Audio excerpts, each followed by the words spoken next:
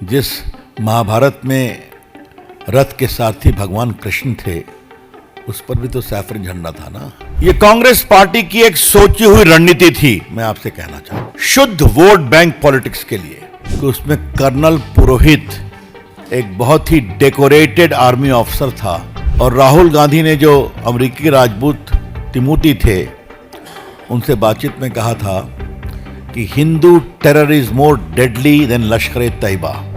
10-12 दिन तक उनको इतना टॉर्चर किया गया कि उनका बाद में चलना भी मुश्किल होता था। आप सबों ने उनको देखा है। हिंदू आतंकवाद को देश के ऊपर जबरन थोपने का जो कांग्रेस पार्टी का षड्यंत्र था, वो आज धराशायी हो गया।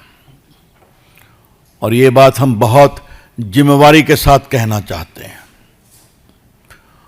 मालेगांव ब्लास्ट मामले में जो कोर्ट का फैसला आया है, उस पूरे में स्पष्ट रूप से कहा गया है, जो बातें अभी तक आई हैं, कि किसी भी एक्यूज के खिलाफ कोई पर्याप्त सबूत नहीं है और प्रोसिक्यूशन अपना केस प्रूव नहीं कर सके।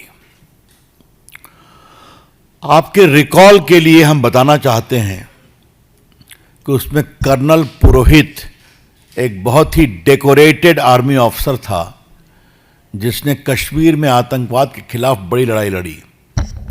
उसको फंसाया गया, उसके घर से आरडीएक्स निकला था।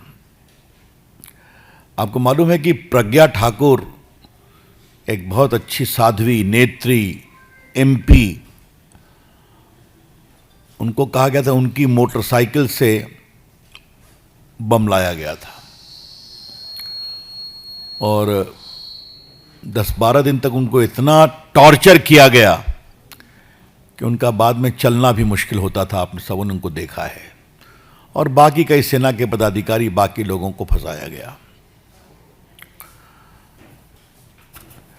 ये कांग्रेस पार्टी की एक सोची हुई रणनीति थी। मैं आपसे कहना चाहता हूं, शुद्ध वोट बैंक पॉलिटिक्स के लिए गृह मंत्री चिदम्बरम ने सैफरन टेरर की बात कही थी।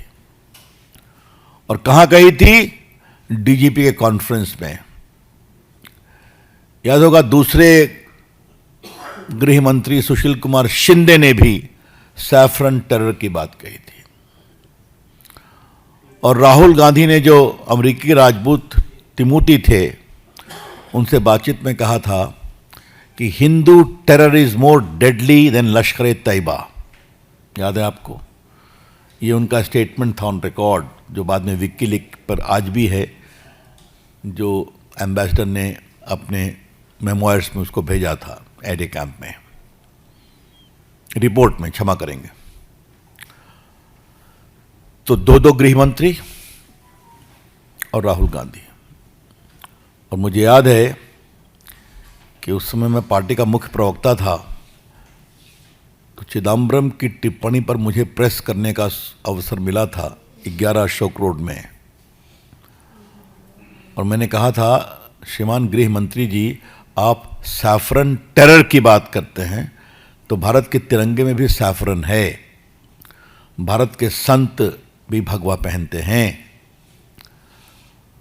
जिस महाभारत में रथ के सारथी भगवान कृष्ण थे, उस पर भी तो सैफरन झंडा था ना।